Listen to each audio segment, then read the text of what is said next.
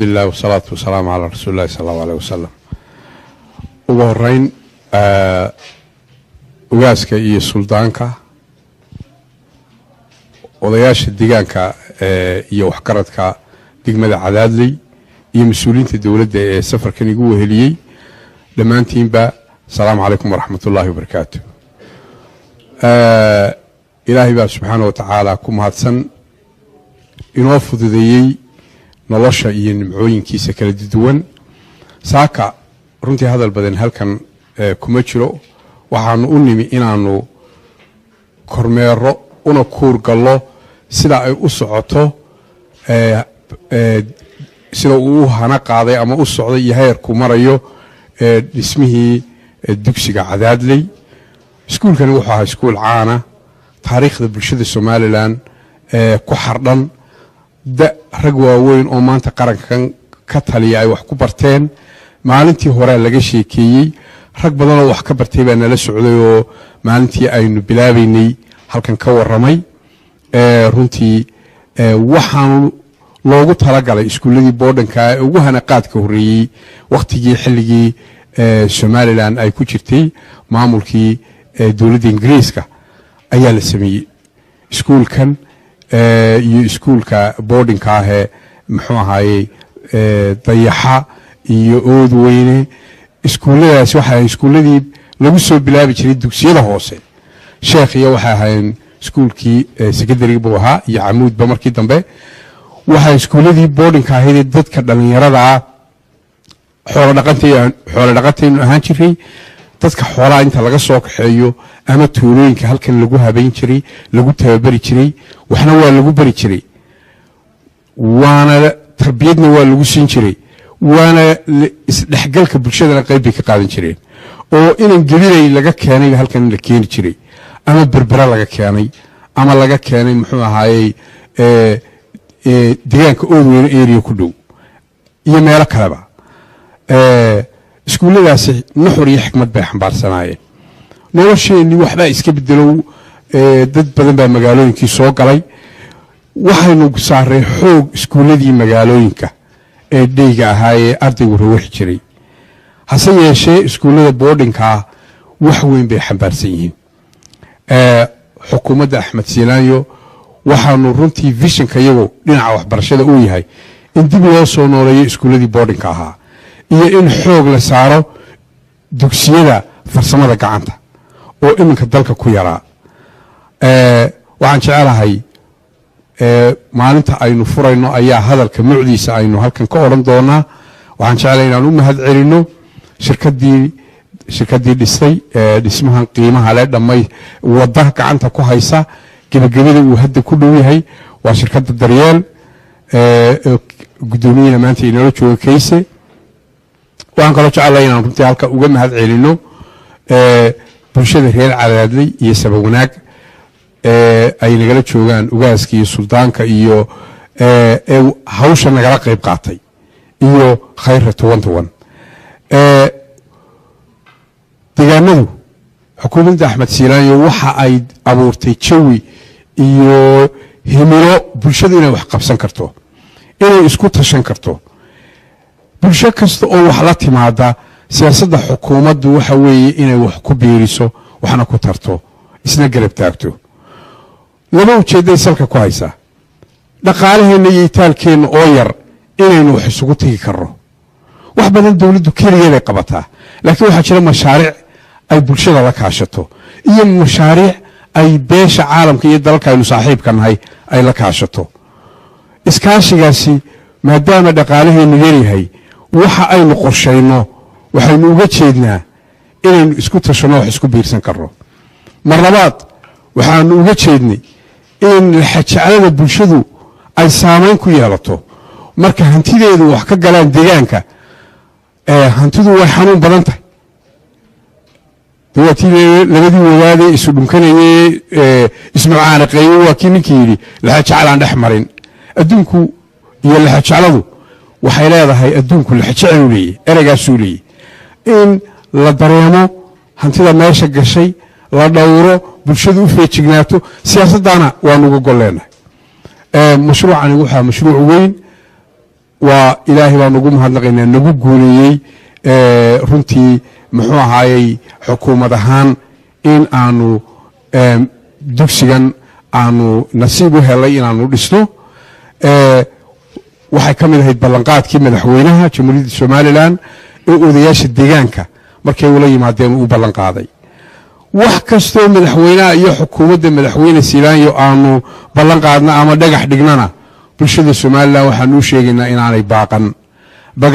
dhagaxyo beena meel lama dhigno dhagaxyo runaanu meel dhignaa waxaanu marka muddada gabagabadana waxaanu oran doonaa waryaanu dhagax meel u dhignay baanu oran doonaa tartanna waa jiraa waa dhab madaxweyne Siilaanyo murashax maaha laakiin xisbigiisu waxbuu doonayaa dowladna bulshada waxaanu oran doonaa دوانا لقبسنا يهدانو ميلا دغحان بينا دغنو marka runtii waxaan leenahay xaflad qiimo leh baynu qaban doonaa iskuulkan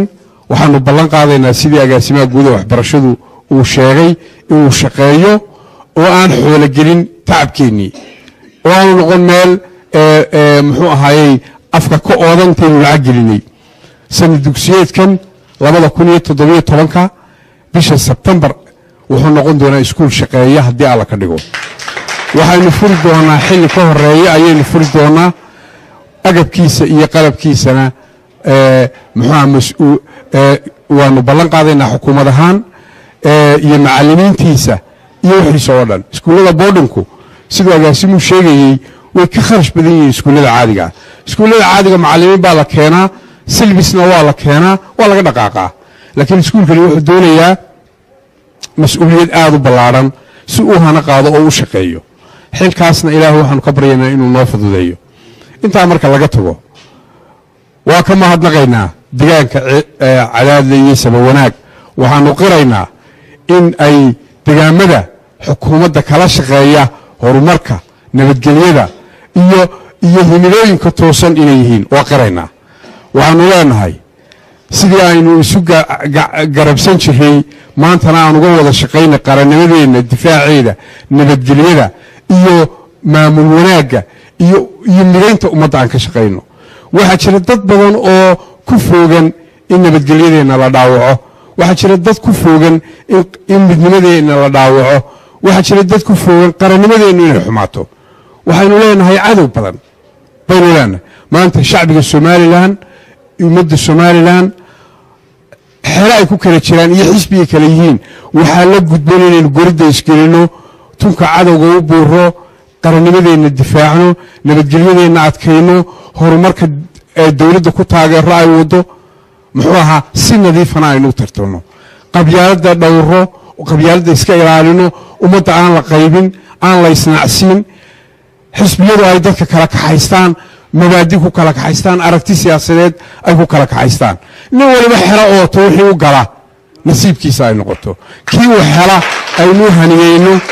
أو أينو سياسات مذكرة أو قانجارة أينو كشك يسلنو أو أينو ترتنو أقل كجوليسة لكن أقل كنا أينو يلاشلنو إيشو هنيينو كي مفتاحها هيلانا لو ديبول ولا شقيو سلاسين أمد كنا عنكرا